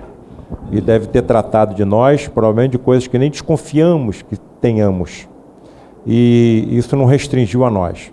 O campo mediúnico é um campo eletromagnético, então não se consegue saber exatamente quais são os limites desse campo eletromagnético. Então quem está por perto foi beneficiado com a elevação dessa ambiência. E muito provavelmente não, com certeza, aqueles que estão em nossos pensamentos, em nossos lares, também foram alcançados. Então é muito importante, porque a cada dia, isso será descoberto pela ciência, as nossas convicções vão aumentando. E me permitam lhes dizer, as convicções que eu tenho hoje são absolutamente inabaláveis. Vocês desculpem, eu falo baixo, se por acaso não me ouvirem, a culpa não é do microfone não, é do falador, tá? Ao chegar, me causou forte impressão guardas romanos protegendo o ambiente. Me senti levado ao ver jovens da Falange de Maria nos perfumando com águas de rosas, que elas borrifavam com as próprias mãos, com graça e leveza. Vimos, a seguir, um grupo de entidades entrando na sala. Entre eles viam Bezerra de Menezes, Monteiro Lobato, Geraldo de Aquino, Pedro Ribas e muitos outros. Falei com várias irmãs, fui apresentado a Jorge Andréia, e a luz que dele me emanava suavemente nos envolveu e comoveu. Pedi licença a ele para distribuir o cartão com a mensagem que me disse: seja otimista e a centelha divina. O irmão André pediu que Paulo, após a prece, fizesse as pressões. E quando Paulo falava, começou a surgir entidades inúmeras junto dele. Identifiquei Frei Luiz, Rocha Lima, Pedro Ernesto, Frederico. Enquanto Paulo falava, intuído por Rocha Lima, vimos inúmeros cientistas presentes, entre eles, e líderes presentes, entre eles Gandhi, Luther King, Charles Richer e Vivekananda. Vi também as crianças, Elisinho que nos disse: não vou dar mensagem, mas se peço que você recite o sonho. Eu repliquei: eu não vou me lembrar, a mensagem é muito longa, eu vou te ajudar, esteja certo. Enquanto o irmão Paulo falava, vimos de repente uma multidão de espíritos desencarnados ligados a todos nós. Luizinho nos disse que são parentes, amigos e até curiosos, que desejando saber a razão da vida e do sofrimento. Vendo que a palestra de Paulo se terminava, Luizinho disse: não se esqueça, recite o sonho. O sonho é um poema longo que Luizinho me deu. Meu filho era noivo ainda. Mas sempre que ele pede que eu recite, eu replico sempre, eu não vou me lembrar. Eu vou te dar, vou te ajudar. Eu peço que vocês orem por mim, para ver se eu consigo recitar de todo.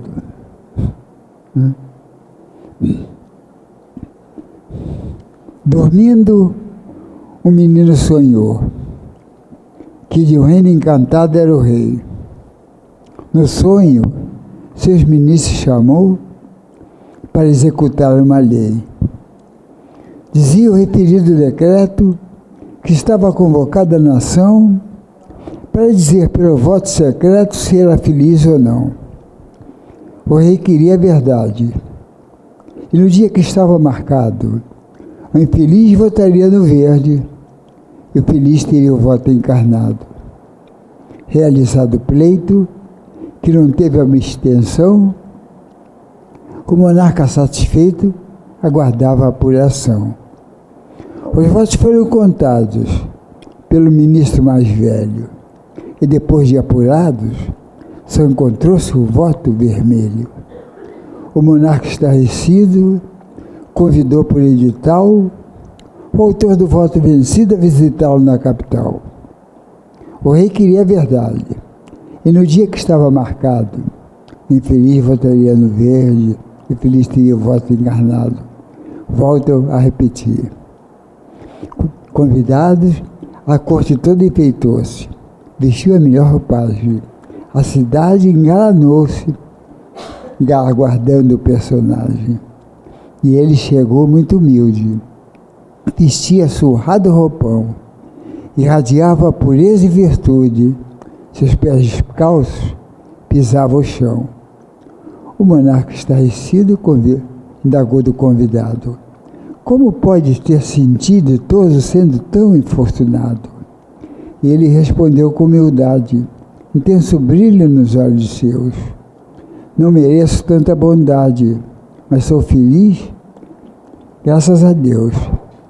Tenho 2 pernas firmes que me levam onde eu quero ir, mãos que constroem coisas sublimes, que faz até os anjos sorrir, ouvido para ouvir o trinado dos pássaros a cantar, olfato para sentir o perfume que os deixa exalar, a língua para me comunicar, falar de amor e até consolar, os olhos para ver a amplidão dos céus, onde o sol brilha com esplendor e a noite borda de estrelas seu véu, agradecendo o Criador. E quando este corpo cansado, um dia eu tiver que deixar, ao infinito serei alcandourado, para um corpo mais perfeito habitar. E a corte deslumbrada pela beleza da lição, ajoelhada, prosternou-se em oração. E Sua Majestade, comovida, sentiu nas faces lágrimas rolar.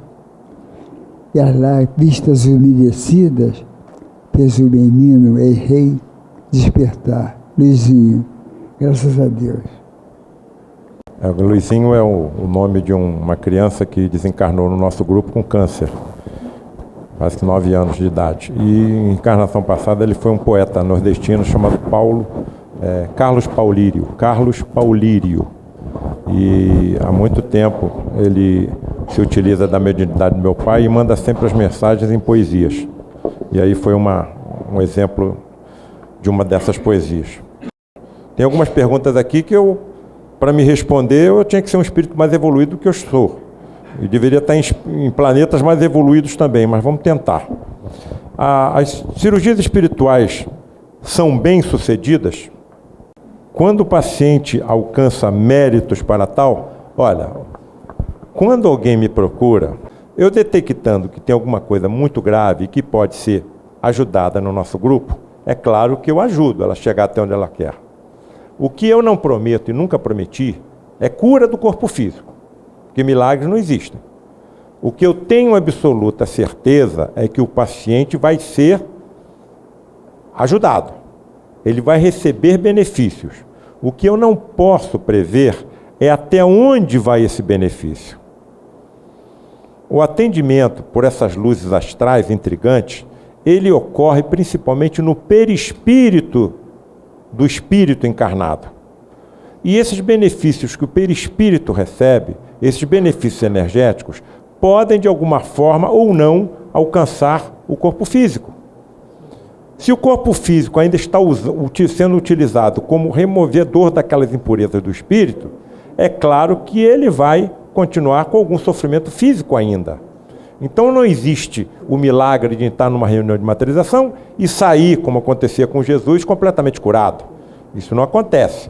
Agora, já vi alguns casos que dentro da ciência médica convencional não podem ser explicados. Um aconteceu com o próprio professor meu, que apresentava uma insuficiência mitral terrível, inclusive o obrigou a parar de operar. Eu era seu primeiro assistente, eu que passei a realizar as cirurgias dos seus pacientes, e que mesmo descrente, hein? Certa ocasião ele comparou o grupo Frei Luiz com os mais de 1000 que tinham se suicidado lá na Guiana Inglesa, com Jim Jones. E mesmo sem acreditar, foi submetido a uma cirurgia impressionante que está relatada no livro, em que a sua válvula mitral na nossa frente, eu e mais 3 colegas ou 4 médicos, com a luminescência sobre o leito onde ele se encontrava, aumentada pelo Frederic, a ponto de nós visualizarmos em visão direta tudo o que estava acontecendo, e a válvula mitral dele foi removida e substituída por uma prótese ectoplasma.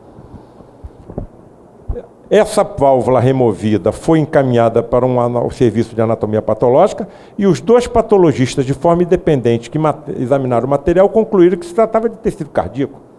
Ficou 7 anos não sentindo mais nada, ele estava com uma asma cardíaca, porque já que o coração não conseguia impulsionar adequadamente o sangue para frente, ele se acumulava no pulmão. Então ele tem permanente falta de ar. É uma dispneia, nós chamamos em medicina uma arma cardíaca.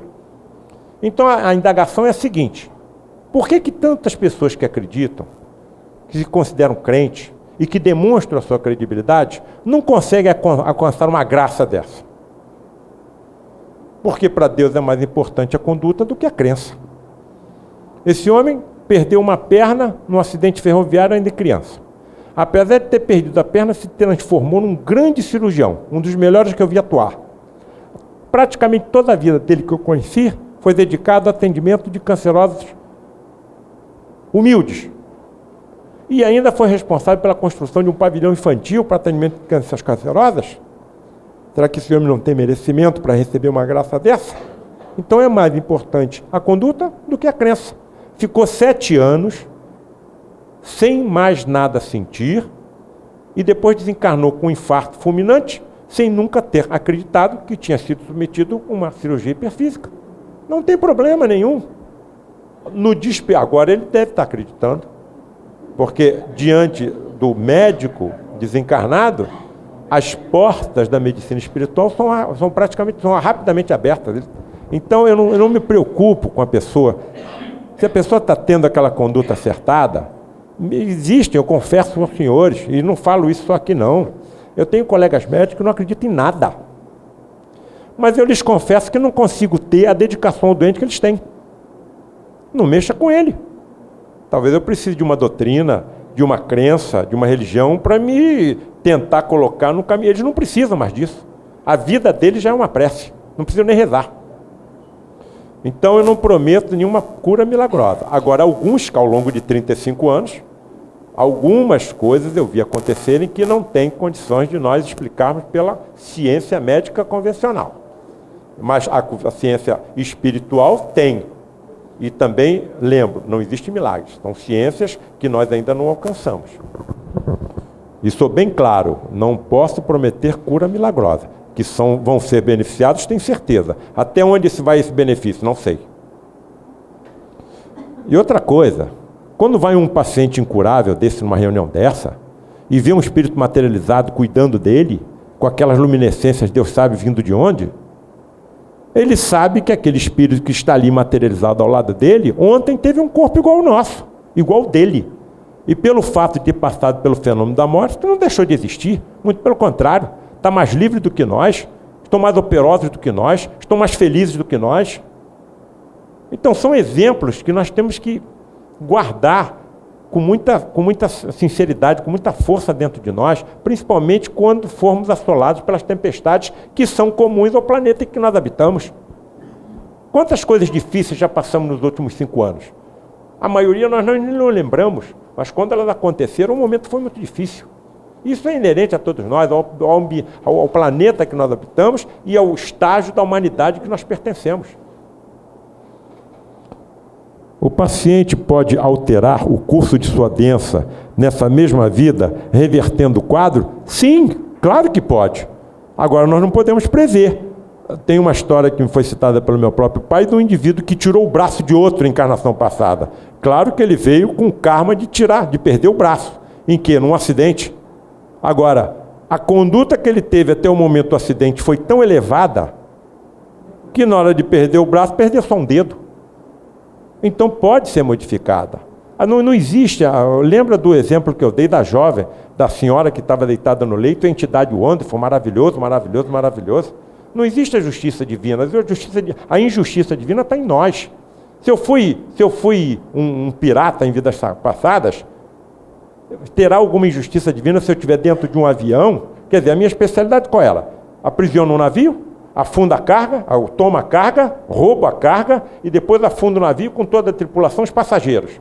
Existe alguma injustiça divina se eu estiver dentro de um avião que se despedace no ar, como aconteceu em Fernando de Noronha, e eu seja mergulhado no mesmo mar onde fiz tantos mergulhar em vidas passadas, junto com os meus asseclas?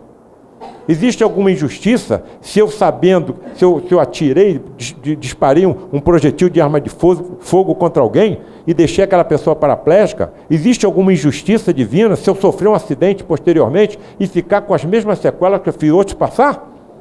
Não existe nada fora do kardecismo, ou seja, ou das doutrinas que preguem a multiplicidade das existências, que possa explicar um fenômeno desse. Ou nós acreditamos em Deus, ou não acreditamos. Então tudo tem que ter uma razão de ser. O acaso não existe. O que representa, do ponto de vista espiritual, a destruição da válvula mitral?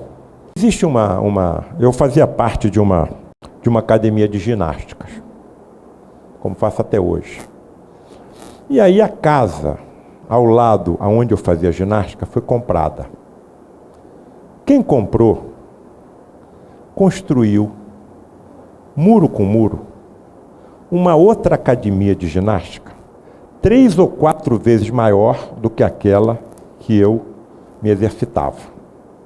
Arruinou a academia aonde eu me exercitava. Meu Deus, se eu tivesse os recursos para comprar aquela casa, eu compraria ali e construiria o mesmo meio de trabalho ao lado daquela que já existia. Quer dizer, eu humilharia aquela pessoa, aquele ser, eu faria isso. Será que com aqueles recursos eu não poderia ter comprado em outro local? Então, quer dizer, outra pergunta, guardem o exemplo que eu dei. Agora veja o seguinte, foi feita a seguinte pergunta: por que o pai e a mãe de uma criança excepcional têm que sofrer? A criança sim, está no mundo dela, pouco está sofrendo, ela está no mundo dela, ela nem sabe que é excepcional, mas o pai e a mãe têm um sofrimento muito grande. As crianças excepcionais, geralmente, na maior parte das vezes, foram suicidas em vidas passadas e apresentam as sequelas do suicida. Mas quem levou aquela pessoa ao suicídio?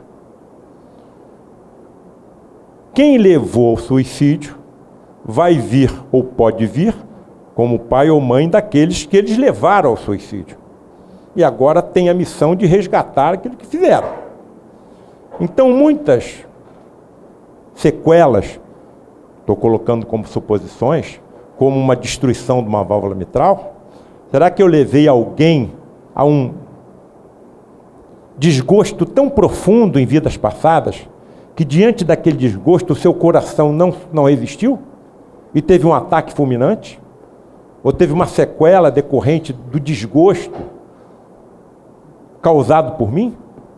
Então, tudo é possível no mundo em que nós estamos existindo. Então, cada sofrimento deve ter a sua causa. Quantas unidades tem o ADN? 3 bilhões. O câncer pode aparecer em decorrência de uma alteração em uma desses 3 bilhões de unidades. Então, o que aconteceu? A ciência médica no futuro, ela além de analisar o genoma do seu paciente, ela vai também recuar mais ainda e avaliar o que aconteceu em vidas passadas que acabaram culminando naquela doença que eu estou tratando agora. Então, eu coloco as alterações da válvula mitral dentro de um leque de possibilidades. Agora, se Deus existe, alguma razão deve acontecer para aquele mal ter ocorrido. Problema nas articulações das mãos e joelhos sempre decorrem de torturas no passado? Não sei, talvez. Hoje eu estava na academia de manhã, estava lá aquela luta livre, que parece que vai acontecer hoje. Eu me afasto, eu não consigo olhar uma cena daquela. Né? 2 lutadores profissionais que vão disputar um título mundial e devem estar ganhando muito dinheiro por aquela luta, tanto o vencedor quanto o perdedor. Mas será que são determinadas agressões, são determinados socos, são determinados pontapés que podem levar, sinceramente, a uma mutilação definitiva. E eles sabem que pode causar isto. Então, será que eu, sabendo simplesmente por dinheiro, posso levar alguém com um soco a ficar cego de uma vista, a ter uma anomalia articular qualquer, a uma fratura? Quer dizer, então eu nunca vou entrar num ramo desse, seja por que dinheiro for. Mas as pessoas que entram e que causam esse sofrimento sabendo que podem provocar esse sentimento, vai acontecer exatamente o que aconteceu com a síndrome de Larsen. Aquilo vai ficar uma marca no seu perispírito e que vai afetar mais cedo ou mais tarde alguma proteína que compõe o nosso corpo. Então, volto à resposta anterior. Nós temos um leque de possibilidades capazes de terem ocorrido. Agora, o que ocorreu? Não sei. Eu não sei nem o que eu almocei anteontem. Então, como é que eu vou me lembrar o que aconteceu na minha vida passada? E, aliás, é muito bom que eu não me lembre. Porque se eu me lembrasse, talvez, o remorso não me deixasse ser um médico. O pior inferno que os espíritos dizem que existe não é o inferno das chamas da Igreja Católica, é o remorso. Porque você não tem para onde fugir, porque ele está dentro de você, ele vai te acompanhando para onde você for. Então ele não te dá sossego, ele não te dá trégua.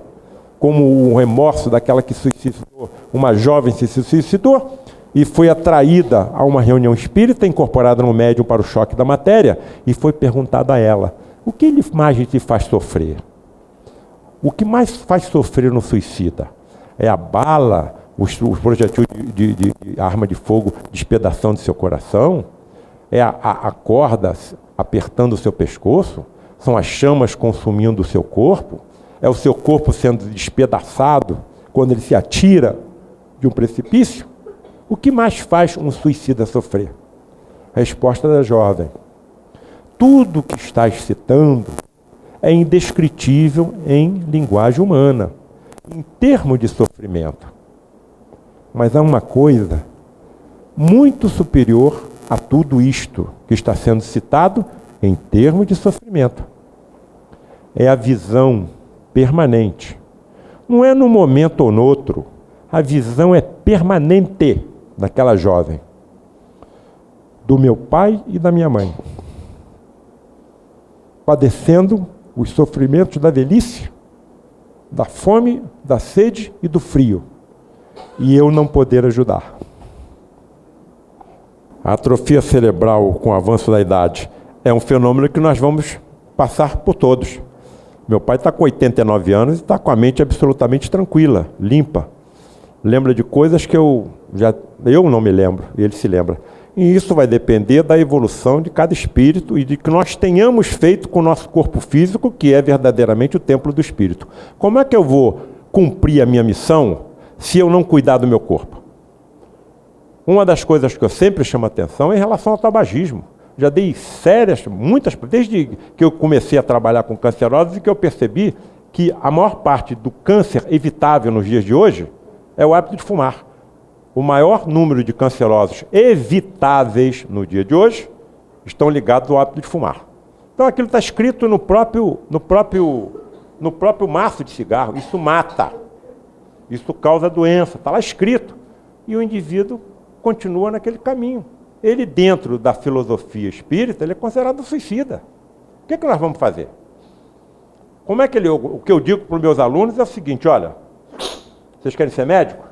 Então vocês façam uma escolha. Ou vocês vão ser médicos ou vocês vão ser tabagistas. As duas coisas não é possível, porque você não pode escolher uma profissão em que há necessidade de um raciocínio rápido com um hábito que seja vasoconstrictor cerebral. Como é que eu vou raciocinar rapidamente se eu uso uma nicotina que é vasoconstrictora? Então, quanto eu mais preciso da circulação cerebral íntegra, eu estou fazendo uma coisa que diminui a minha vascularização cerebral. Tem alguma lógica nisso? Ou vai ser uma coisa ou vai ser outra. Falo claramente para eles. Porque muitas doenças surgem com o avanço da idade. As doenças surgem no corpo físico. O corpo físico é temporário. Então é natural que haja uma degradação. Nada se perde, nada se cria. Tudo se transforma. Então o que está sendo deteriorado é a nossa roupa. O que é que eu vou fazer com essa roupa ficar velha? O que é que eu vou fazer com essa roupa ficar estragada? Eu vou trocar de roupa. Então as doenças elas vão ficando no corpo físico. E à medida que nós vamos entendendo as doenças que conosco acontecem, e acontecem com todo mundo, inclusive com os médicos, nós vamos enriquecendo os depósitos salutares do nosso espírito. Então, vamos interpretar o nosso corpo como uma roupa. Como estão as grandes estrelas, os grandes astros do cinema, da novela nos dias de hoje, e que nós tínhamos visto como eles eram jovens há 40, 50 anos atrás. Então é uma coisa inerente ao planeta onde nós estamos habitando. Nós estamos nos preparando para habitar planetas onde todas essas deteriorações físicas não devem ocorrer, ou devem ocorrer de maneira muito mais branda. Como eu posso entender, ou seja, entender a partir da possível explicação sua, ou médica, ou espiritual, eu ter um câncer ainda durante 18 anos. Um câncer durante? Próstata. Um câncer durante? 18 anos. 18 anos. A vida está praticamente normal. A vida está praticamente normal. O indivíduo tem a doença, mas está andando, não é? Está se alimentando. Muito bem. Quantos diabéticos existem hoje no mundo? Eles são doentes. Milhões. Eles são doentes. Eles precisam tomar medicamento todo dia. Quantos hipertensos existem hoje no mundo? Milhões. Eles precisam tomar medicamentos todo dia. Quantos pacientes eu operei e sei que não consegui resolver o problema completamente, inclusive cancerosos, mas eles continuam vivendo 10, 15, 20 anos no seio da família, às vezes trabalhando normalmente, podendo se alimentar normalmente, podendo sair, dormindo, mas estão doentes. Eu não posso dizer que eles estão curados, estão doentes. Na verdade, nós fazemos parte de um cortejo monumental de doentes. Qual é a companhia que eu esperaria ter se eu fosse habitar uma penitenciária? Criminosos. Qual a companhia que eu esperaria ter se eu fosse habitar um hospital? Doentes. Nós estamos habitando um planeta que, na realidade, é um imenso hospital e uma imensa penitenciária. Se nós estamos ainda nesse planeta, é porque temos alguma coisa ainda a carmir, alguma coisa a ser removida das nossas potencialidades espirituais, e essas impurezas, elas são naturalmente aspiradas pelo nosso corpo físico. Nós somos somente 2% dos religiosos no nosso país, mas somos os que mais estudam. Então já é hora de nós compreendermos essas coisas. E, repito, felizmente não nos lembramos do que fizemos lá atrás, porque senão não teríamos condições de habitar no seio da família em que nós estamos. Porque muitos que são nossos ter hoje queridos podem ter sido terríveis inimigos em vidas passadas. Então a doutrina espírita para nós é uma dádiva de Deus. Nós podemos compreender melhor tudo o que acontece, não é com um ou com o outro não, mas é com toda a humanidade. Nenhum humano pode se considerar absolutamente são. Todos nós trazemos alguma impureza no espírito, por isso estamos nesse planeta. Então isso já é momento. E outra coisa, muito será cobrado a quem mais conheceu, a quem mais recebeu. E se nós estamos recebendo essas informações todas, nós temos que dar o exemplo. Então, se eu tenho uma doença como um câncer de próstata, há 18 anos, e estou tendo uma vida quase normal, quantos portadores do mesmo mal que eu, vendo a conduta que eu estou tendo diante da doença que ele também tem, não pode adquirir forças, compreensão, para continuar suportando esse malefício que tem origem no perispírito? Então a nossa missão é muito importante.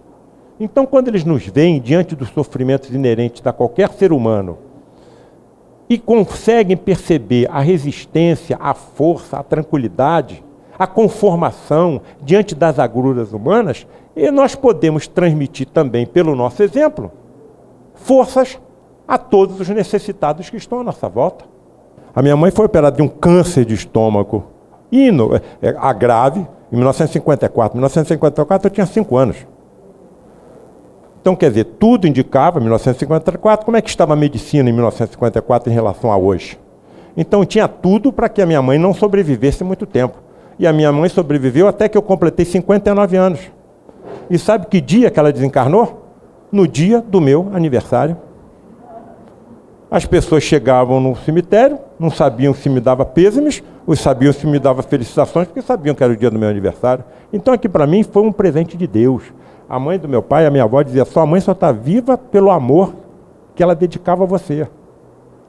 Então, quer dizer, as coisas vão acontecendo, isso não é só comigo não, é com qualquer ser humano.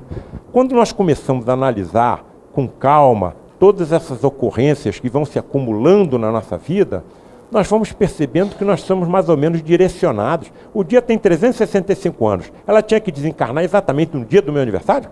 Quer dizer, é uma chance para 365? Então, para mim, foi uma dádiva, porque ela estava sofrendo muito, tanto sofrimento físico quanto moral, de se ver dependente de tudo. Então, passou o quê? 2 ou 3 meses, foi captada uma mensagem por um médium lá no nosso grupo, Frei Luiz, e rapidamente ele encheu uma página de papel ao maço com a psicografia, e chegou perto do meu pai e falou assim, aqui está a mensagem que a sua mãe que mandou. Minha mãe? Puxa, graças a Deus. Eu pego a folha, eu não estou conseguindo ler nada. Que letra é essa? Egípcia? Grega? Oh, meu amigo, eu agradeço, mas isso aqui não foi minha mãe que escreveu. Eu não estou conseguindo ler nada do que está aqui. Não é português isso. Me perdoe, mas não deve ter sido a minha mãe. Houve algum engano. Ele vira para mim e fala assim, coloca essa folha à frente de um espelho. Quando eu coloco à frente do espelho, a mensagem toda está escrita da esquerda para a direita e de cima para baixo. Exata. Como é que alguém pode escrever da esquerda para a direita, de cima para baixo, rapidamente?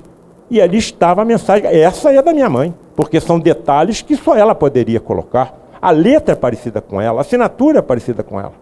Então vão se acumulando provas e mais provas e mais provas, que eu tenho a tranquila, assim, serenidade de dizer que as minhas convicções são inabaláveis.